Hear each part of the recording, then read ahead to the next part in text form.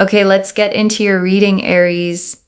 Okay, I really feel like someone here has feelings for you. They feel very connected to you, but they are not being super forward, okay? So the moon here is about hiding, like sort of this hiding energy, not necessarily expressing this, like really just suppressing, okay? Not expressing, but suppressing, keeping it to themselves. There's a sort of hiding energy coming through with the moon, but the moon also does show emotion, right? It's ruled by Pisces and it's ruled by Neptune, which is a very spiritual planet. And I want to hold that one thing in the title up front, okay? Because you're going to find out by the end of this reading exactly what it is that made this person love you twice as much. And it isn't your looks. And it isn't anything you did to impress them. It's something much simpler and much bigger than that. And I'll let the cards build all the way up to it. So listen, if you're here, I feel like this reading found you for a reason. You are here for a reason. This is meant for you. If you're seeing this, it's 100% meant for you. Let me just tell you this, okay? Do not skip this. I am telling you, such a powerful energy here. This person feels so connected to you. Boom. You cannot make this up, okay? And the moon card shows a path running between two towers, okay? A dog and a wolf howling up at it, a crayfish crawling out of the water, and everything lit in that half light where nothing shows its full shape. And it's the perfect card to open this because it's the card of things kept hidden, of feelings under the surface, of an emotion that's real, but not yet brought into the light. And I want you to understand what that means about this person from the very start, okay? The silence you've been experiencing from them is not empty. It's full. It's full of something they're holding under the surface, suppressing, keeping to themselves. And the moon is telling you there is a whole emotional world going on in there that you haven't been allowed to see yet. The Ten of Pentacles. The Ten of Pentacles shows that this person feels so connected to you, so drawn to you. They see you as life partner material. They see you as the kind of person they can be with, they can grow with, they can have something work out with. They feel so connected to you and so drawn to you. They literally appreciate you so much, and they literally see that you can be their life partner. And I want to be clear about how significant this specific card is here, okay? Because the Ten of Pentacles is not a crush card. It's not a butterflies card. It shows an old man with his dogs, a couple, a child, 3 generations standing together under an archway with the family crest carved into the stone. It is the card of legacy, of building something that lasts generations. So when this is the card for how they see you, okay, they are not thinking about a fling. They're thinking about a life, the whole architecture of a future, a home, a family, growing old.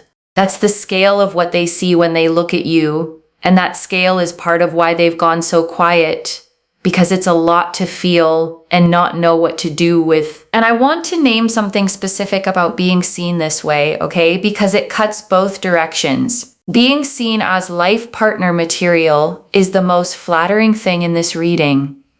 And it's also the reason for the paralysis, because you don't get nervous about someone you see as temporary.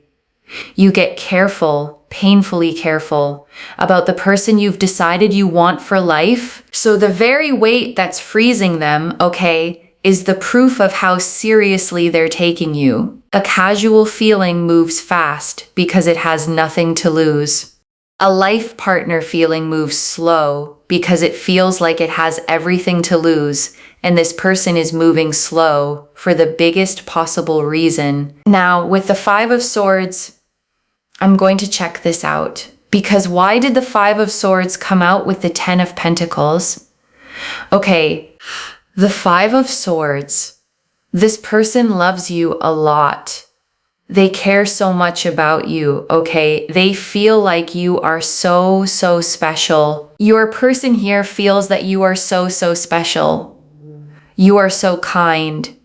You're literally life partner material. The reason why we have this Five of Swords is because they have been so traumatized and hurt in their past, okay? So romantically, they've been so hurt and so frustrated regarding their past. They literally think to themselves, oh my God, I've been through so much in the past. I've gone through so much pain and heartbreak and sadness and frustration and pain and trauma. I've been through so much. And they get scared. They get overwhelmed. They don't know how to cope with it, right? And the Five of Swords shows a figure gathering up swords, okay? A slight smirk, two other figures walking away in the background, heads down, defeated. And it's the card of the hollow victory, of conflict that leaves everyone worse off, of battles that cost more than they gave. And when it shows up around someone's past, it means they walked away from love carrying losses, carrying the memory of fights that scarred them. And I want to be gentle and honest about what that does to a person, okay? Because it explains everything that comes after. When love has hurt someone badly enough, their nervous system stops telling the difference between the person who hurt them and the next person who could. A new love, even a safe one, even the right one, sets off the same alarms as the old danger. So when this person hesitates around you, okay, some of what they're feeling isn't even about you at all. It's an old alarm going off. A body remembering pain and bracing before the mind can catch up and say, no, this one is different. This one is safe. And learning to tell those two apart, okay? The old alarm and the real present is exactly the work they have to do before they can come forward. It's not small work and it's not fast.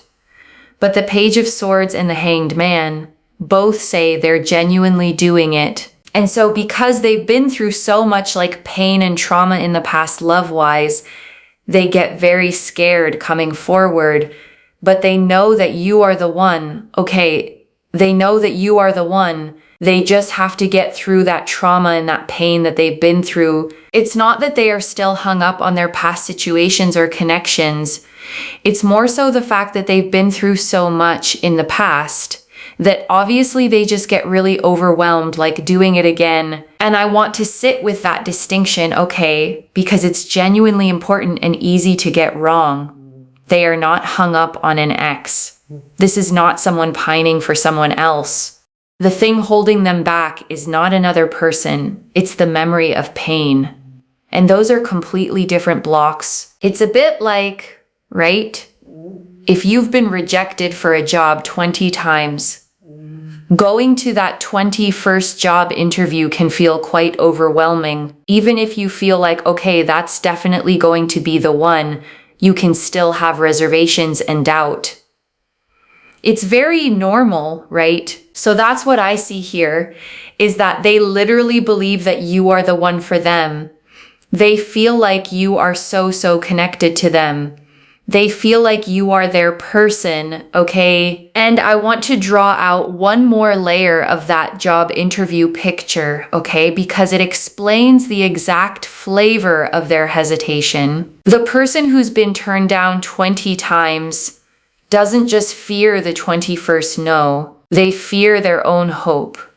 They've learned that hoping is what makes the rejection hurt. So they protect themselves by refusing to fully hope at all. And that's the quiet battle inside this person, okay? A huge part of them is certain you're the one. And another part is terrified to let itself believe that fully. Because believing it is what would make losing it unbearable.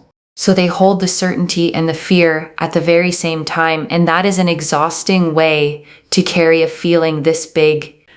And I want to expand that job interview idea a little, okay? Because it's a really accurate picture of what's happening in them. The person walking into that 21st interview isn't hesitating because they don't want the job. They're hesitating because wanting it so much is exactly what makes it terrifying. The more it matters, the more there is to lose. And the more the old rejections start whispering, and that's this person with you, okay? It's not that you matter too little to act on. It's that you matter so much that acting on it feels enormous, and their scars start speaking up the moment they get close to something real. We got quite a few cards here. 1 second. But they get overwhelmed. They get scared. The Page of Swords. We've got the Page of Swords. They feel like you are their person. They want to have this transformation. They don't want to be stuck, in their ways. And what I mean by that really is that they don't want to be stuck in a cycle, in a situation where the past just affects them. Again, not the past person or anything. It's the past, like trauma and the heartbreak and the sadness and, the overwhelming emotions of what they had to deal with when something didn't work out in the past.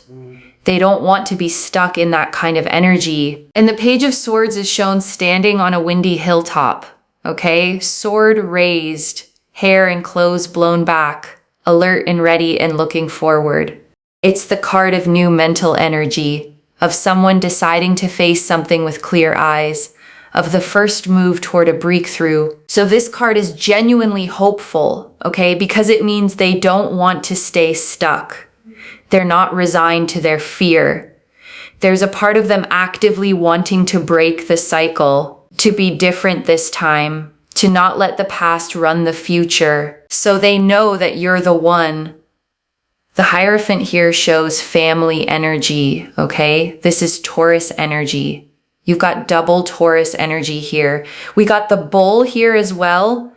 Basically, Taurus is a fixed sign, okay? And it is to do with being locked in when it comes to commitment, when it comes to stability, when it comes to marriage, for example. It's about being locked in and completely faithful, loyal, and committed. So they know that you are the one, okay? They know that you are the one that they want to be locked in with. And the Hierophant shows a robed figure between two pillars, okay? Two students kneeling before him. A hand raised in blessing. It's the card of tradition, of sacred commitment, of the formal, serious, institutional kind of union, marriage in its most committed sense, and paired with double Taurus, okay? The most loyal, most locked in, most faithful sign in the whole zodiac. You're getting a picture of someone who does not do things halfway when this person commits. They commit fully, permanently, the being locked in kind. And that's exactly the kind of person who's terrified to start, because for them, starting means forever. The Page of Swords again. Page of Swords. They want to be proactive. They want to come forward. They want to say something. They want to work towards this connection. Yes, they have their little wobbles and their little struggles because of what they've been through in their past. But they want to do this. The Magician and the Knight of Cups. Magician is about communication. And we've also got here as well the Knight of Cups. They're going to come forward romantically and express themselves to you and progress things along with you and move things in that direction. And the Magician stands at his table with all four suits before him, okay? One hand raised to the sky, one to the ground, the infinity symbol over his head. It's the card of making things happen, of intention turning into action, and specifically here, of communication, of finally finding the words. And the Knight of Cups, okay, this is the romantic of the whole deck. A knight riding slowly and gracefully, offering a cup out in front of him, armor decorated with fish and wings. He is the card of the lover who arrives with his heart extended, the one who comes bearing feelings, the proposal, the confession, the offering of the heart. So between the Magician and the Knight of Cups, okay, you have the finding of the words and the offering of the heart side by side. This is the reading showing you that the coming forward is genuinely in the cards, not as a fantasy, but as a real movement this person is building toward. And I want to add something about the Knight of Cups specifically, okay? Because it says something about how they'll come. This knight doesn't charge like the others. He moves slowly, deliberately, his horse walking, not galloping. And that tells you the approach when it comes won't be reckless or impulsive. It'll be considered gentle, offered with care, which fits everything else we've seen, okay? Because a person carrying this much fear isn't going to burst through the door. They're going to approach the way this knight does, one careful step at a time, heart held out in front of them, hoping it's safe to offer it. The Hanged Man, and then we also have the Hanged Man, which is them awakening and kind of realizing things and becoming a lot more on the same page and progressing things along with you. And the Hanged Man hangs upside down from a tree by 1 foot, okay? Calm-faced. A halo of light around his head. And here it's a beautiful card to see because it's the card of the shift in perspective. The moment someone finally sees a situation from a completely new angle and something clicks into place. So this is them coming to a realization, okay, a genuine internal awakening where they stop seeing you through the lens of their old fear and start seeing you clearly as the person worth getting over the fear for. Now, if this resonates with you, please like this reading, comment down below, and make sure you subscribe, okay? This person just wants you to know that they love you. They feel connected to you. They feel drawn to you, but they just need a little bit of time to get over their fears, okay? Over their fears. And I want to say something honest about that little bit of time, okay? Because I don't want you to hear it as a promise with a date on it. The cards are very clear that the feeling is real and the coming forward is genuinely building. But someone healing from real trauma moves on their own clock, not yours. And part of protecting yourself here is holding both things at once. The love is real, and you cannot put your own life on pause waiting for their timeline to finish. I don't want you to move on. So we have here, I don't want you to move on, because they literally do not want you to move on. It's very, very obvious from all of this that they literally do not want you to move on. They do not want you to be with someone else, or to be connected with someone else. Please forgive me. We also have here as well, please forgive me, because I do feel like they will come to you with an apology and be like, I'm so sorry this took so long. I'm so sorry it took so much time. I'm so sorry I wasn't able to do enough, okay? They will feel very, very bad, and also very, very sad in regards to this. And I want you to actually picture that apology for a second, okay? Because it tells you something about the character underneath the fear. A person who plans to apologize for taking too long is a person who knows their silence had a cost. They're not oblivious to what the waiting did to you. They're aware of it. They feel guilty about it, and they intend to own it. And that awareness is its own kind of care. And I want to sit with the shape of that apology for one more moment, okay? Because there are 3 sorries in it, and each one points at something real. I'm sorry this took so long. That's them acknowledging the waiting. I'm sorry it took so much time. That's them knowing the delay had weight. I'm sorry I wasn't able to do enough. That's them owning that their fear cost you something. And a person rehearsing all 3 of those, okay, even silently, is a person who has been thinking about you far more than their silence ever showed. The apology exists because the caring never stopped. It just couldn't get past the fear to reach you yet. They feel physically very attracted to you. So if you're thinking to yourself, oh my God, are they not doing so much because they're not physically attracted? No, it's got nothing to do with that, because they're physically very attracted to you. They feel very, very connected to you. They feel very drawn to you. It's more so the fact that the fear of things breaking down in their past and that sadness they had to deal with was just all consuming. It was very, very consuming and very overwhelming for them, to the point where it's been so stressful. Okay, so let me tell you something. The one thing that they like so much about you is just you as a whole. Okay, you as a whole. Everything. Like just you as a whole.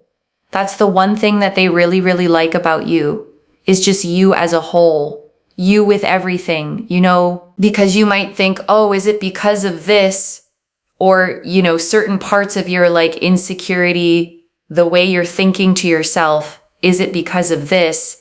Is they like you as you are, okay? And this is the one thing, okay, this is the answer to the title. The thing that made this person love you twice as much isn't a feature. It isn't one attractive quality you could point to and name.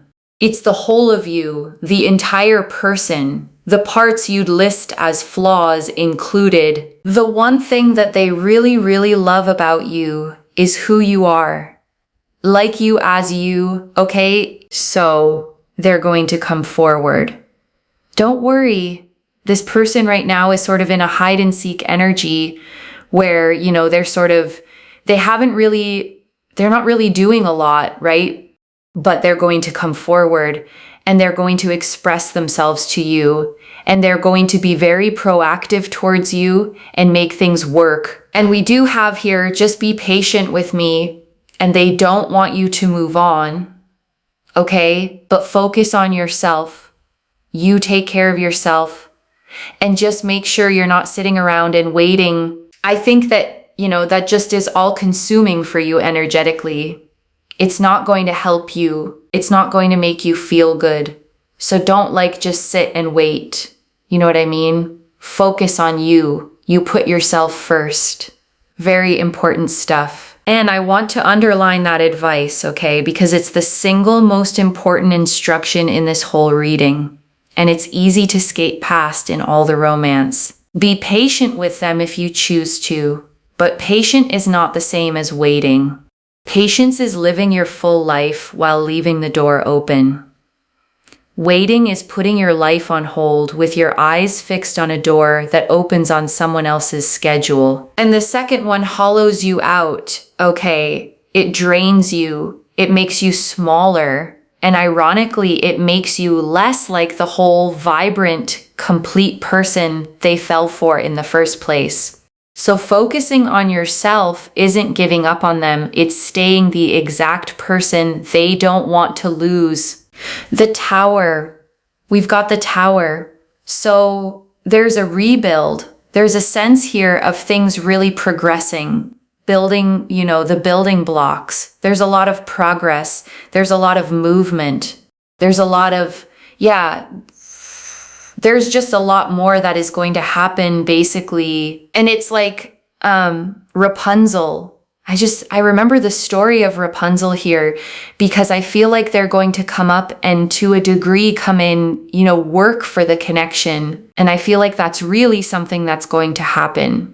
Just because they haven't done it so far doesn't mean it won't happen. Okay, so that's very, very important there. And I want to reframe the Tower for you here, okay? Because people brace when they see it, and the reader is using it in a specific way. The Tower shows a lightning-struck tower, the crown blown off, figures falling from it. And yes, it's usually a card of sudden collapse, but a collapse clears the ground. And here it's being read as the rebuild, okay? The old structure of fear coming down so that something new can actually be built on cleared ground. The old walls this person hid behind have to fall before they can come forward. And the Tower is that wall coming down. And I want to name why that has to happen first, okay? Because it's the piece people resist. You cannot build something real on top of a structure made of fear. The walls this person put up to survive their past were load-bearing for a while. They genuinely kept them standing, but those same walls are now the exact thing keeping you out. So the tower isn't punishment here, okay? It's demolition before construction. The fearful old structure comes down, sometimes suddenly, sometimes in a single moment of clarity. And on the cleared ground, something honest finally gets to be built. And the reading is telling you that demolition is coming, which means the building is coming right behind it. So let's get another card out, another message card. They love you because you are you. So they love you because you are you. Okay.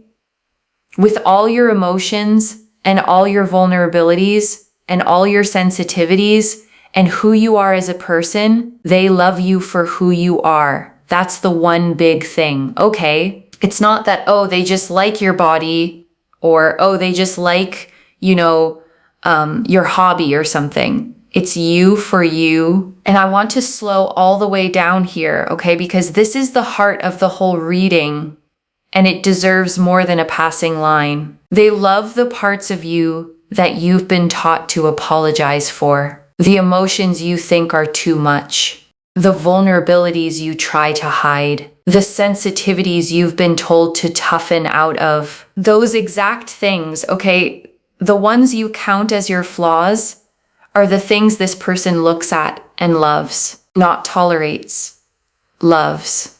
And that's the one thing that made them love you twice as much. The fact that you're wholly, unapologetically yourself, emotions and all. And I want to speak to why that lands so hard, okay? Because if you're like most people who get this reading, you've spent a lot of your life being loved conditionally, loved for what you provide, loved for how you look on a good day, loved for the version of you that keeps the harder feelings tucked away. And conditional love teaches you something quietly toxic, okay? It teaches you that the real you, the whole you, the one with the big emotions and the tender spots, is too much and has to be managed to keep the love from leaving. And this person breaks that rule, okay? They're not loving the managed version. They're loving the one underneath, the one you were sure had to stay hidden. And being loved like that, wholly, without having to perform, is a completely different experience than anything conditional love ever gave you. And so the birds here show they want to fly and soar and conquer and progress things with you. They want to move through the world with you. They want to move through and do a lot more with you. And the number 7 really sticks out here because this 7 of Cups shows they like you for all the things that you do, or the things that you don't do, or the things that you appreciate, or the things you don't appreciate. They like you for you, and that's the most powerful, most important thing that I can tell you in this reading at this time.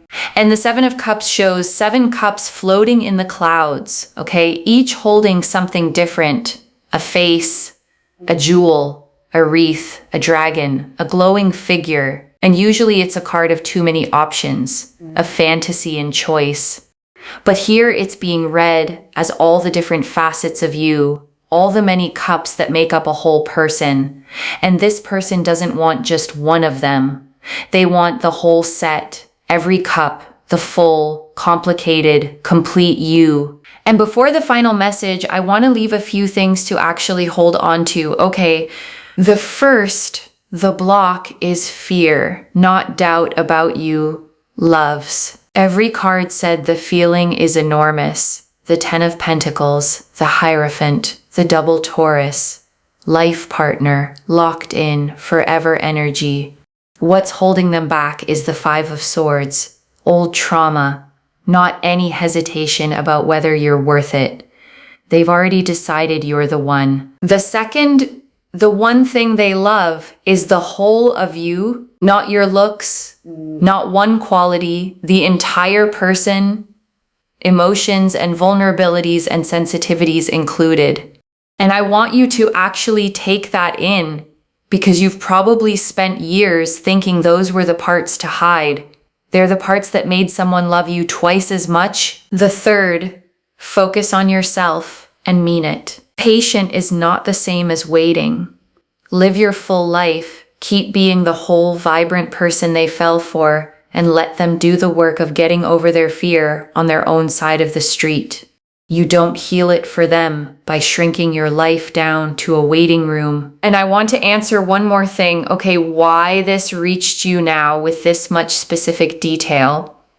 Because you were starting to wonder if the reason they weren't moving was something wrong with you, some flaw, some part of you that wasn't enough. And it's the exact opposite, okay? The reason they're frozen is that you're so much the one that acting on it terrifies their old wounds. You were never the problem. You were the whole point. I don't pull the 10 of Pentacles, the Hierophant, double Taurus, the Magician, the Knight of Cups, and message cards that literally say, I don't want you to move on and please forgive me, all in one reading by accident. And I want to speak to the small doubting part of you for a second, okay? The one quietly thinking, but if they loved me that much, they'd just say it. That voice doesn't understand trauma. The people who've been hurt the most are the slowest to reach for the thing they want the most, precisely because it matters the most. Set that voice down tonight. This is already clear, okay? The moon confirmed hidden, suppressed feeling under the surface. The 10 of Pentacles, Hierophant, and double Taurus confirmed they see you as a locked-in, life partner, forever person. The 5 of Swords and the job interview fear confirmed the block is past trauma, not doubt, and not another person.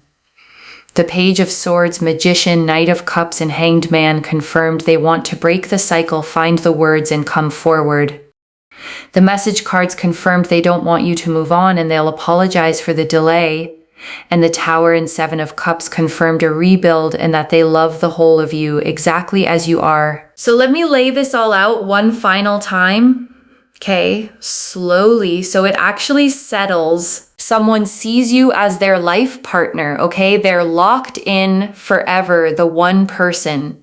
And they are physically drawn to you and deeply, completely connected to you. And they're frozen, not by doubt about you, but by the scars of a past that hurt them badly.